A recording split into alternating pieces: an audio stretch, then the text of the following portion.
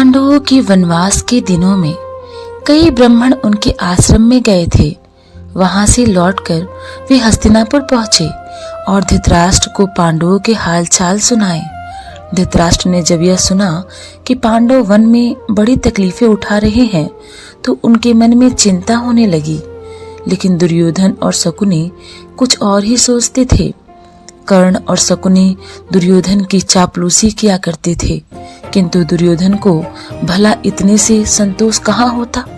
वह कर्ण से कहता, कर्ण, मैं तो चाहता हूँ कि पांडवों को मुसीबतों में पड़े हुए अपनी आंखों से देखूं। इसलिए तुम और मामा शकुनी कुछ ऐसा उपाय करो कि वन में जाकर पांडवों को देखने की पिताजी से अनुमति मिल जाए। कर्ण बोला, दैत्यवन में कुछ बस्तियां हैं जो हमारे अधीन हैं। हर साल उन बस्तियों में जाकर चौपायों की गणना करना राजकुमारों का ही काम होता है। बहुत समय से यह प्रथा चली आ रही है, इसलिए उस बहाने हम पिताजी की अनुमति आसानी से प्राप्त कर सकते हैं। कर्ण अपनी बात पूरी तरह से कह भी न पाया था कि दुर्योधन और शकुनी मारे खुशी के उछल पड़े। राजकुमारों ने भी धृतराष्ट्र से आग्रह पूर्वक प्रार्थना की कि वह इसकी अनुमति दे दे, किंतु धृतराष्ट्र न माने। दुर्योधन ने विश्वास दिलाया कि पांडव जहां होंगे वहां वे सब नहीं जाएंगे और बड़ी सावधानी से काम लेंगे। विवश होकर धृतराष्ट्र ने अनुमति दे दी। एक बड़ी सेना को साथ लेकर कौरव दैत्यवन के लिए रवाना हुए। दुर्योधन और कर्ण फूले नहीं समाते थे।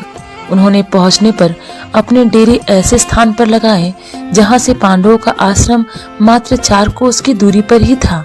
गंधर्वराज चित्रसेन भी अपने परिवार के साथ उसी जलाशय के तट पर डेरा डाले हुए था। दुर्योधन के अनुचर जलाशय के पास गए और किनारे पर तंबू गाड़ने लगे।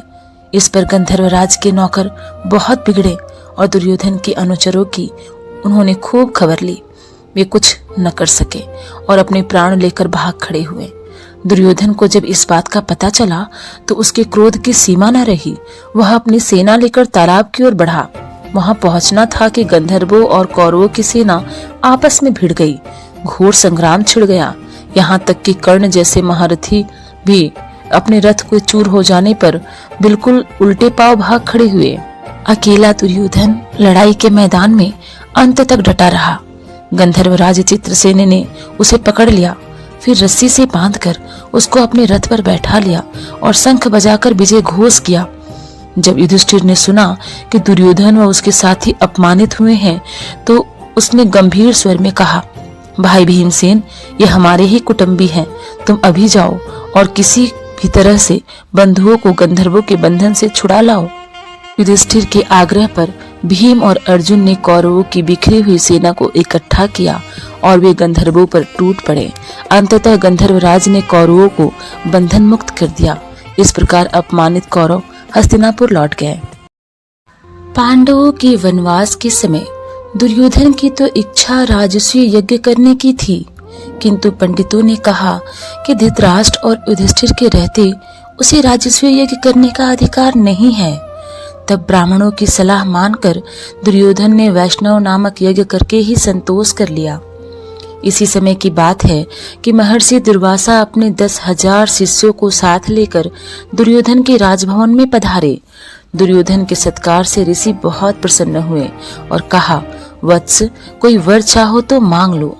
दुर्योधन बोला, मुनिवर, प्रार्थना यही है कि जैसे आपने शिष्यों समेत अतिथि बनकर मुझे अनुग्रहित किया है, वैसे ही वन में मेरे भाई पांडवों के यहाँ जाकर उनका भी सत्कार स्वीकार करें और फिर एक छोटी सी बात मेरे लिए करने की कृपा करें।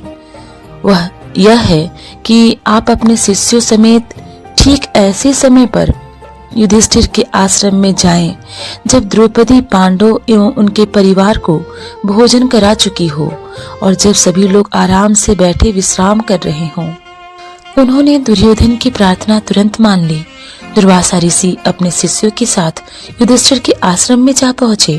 युधिष्ठिर ने भाइयों समेत ऋषि की बड़ी आवभगत की और उनका सत्कार किया। कुछ देर बाद मुनि ने कहा, अच्छा, हम सब अभी स्नान करके आते हैं, तब तक भोजन तैयार करके रखना। कहकर दुर्वासा और शिष्यों समेत नदी पर स्नान करने चले गए। वनवास के प्रारंभ में युधिष्ठिर से प्रसन्न होकर सूर्य ने उन्हें एक अक्षय पात्र प्रदान किया था और कहा था कि 12 मास तक इसके द्वारा मैं तुम्हें भोजन दिया करूंगा। इसकी विशेषता यह है कि द्रौपदी हर रोज चाहे जितने लोगों को इस पात्र में से भोजन खिलाएगी, परंतु सबके भोजन कर लेने पर जब द्रौपदी स्वयं भी भोजन कर चुकेगी तब इस बर्तन की यह शक्ति अगले दिन तक के लिए लुप्त हो जाएगी।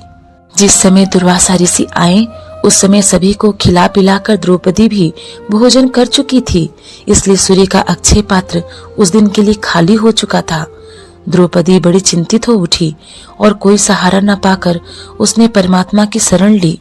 इतने में श्री कृष्ण कहीं से आ गए और सीधा आश्रम की रसोई में जाकर द्रौपदी के सामने खड़े हो गए।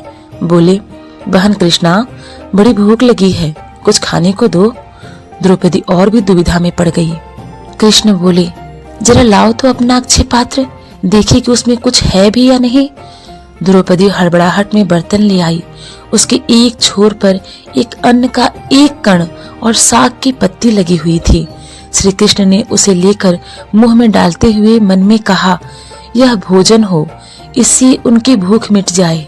द्रौपदी यह देखकर सोचने लगी, कैसी हूं मैंने ठीक से बर्तन भी नहीं धोया, इसलिए उसमें लगा हुआ अन्न कण और साग वासुदेव को खाना पड़ा। धिक्कार है मुझे। इस तरह द्रौपदी अपने आप को धिक्कार रही थी कि इतने में श्री कृष्ण ने बाहर आकर भीमसेन को कहा, भीम, जल्दी जाकर ऋषि दुर्वासा को शिष्यों समेत भोजन के लिए बुला लाओ। भीमसेन उस स्थान पर गया जहां दुर्वासा शिष्यों समेत स्नान कर रहे थे। नजदीक जाकर भीमसेन देखता क्या है कि दुर्वासा ऋषि का सारा शिष्य समुदाय स्नान करके भोजन भी कर चुका है।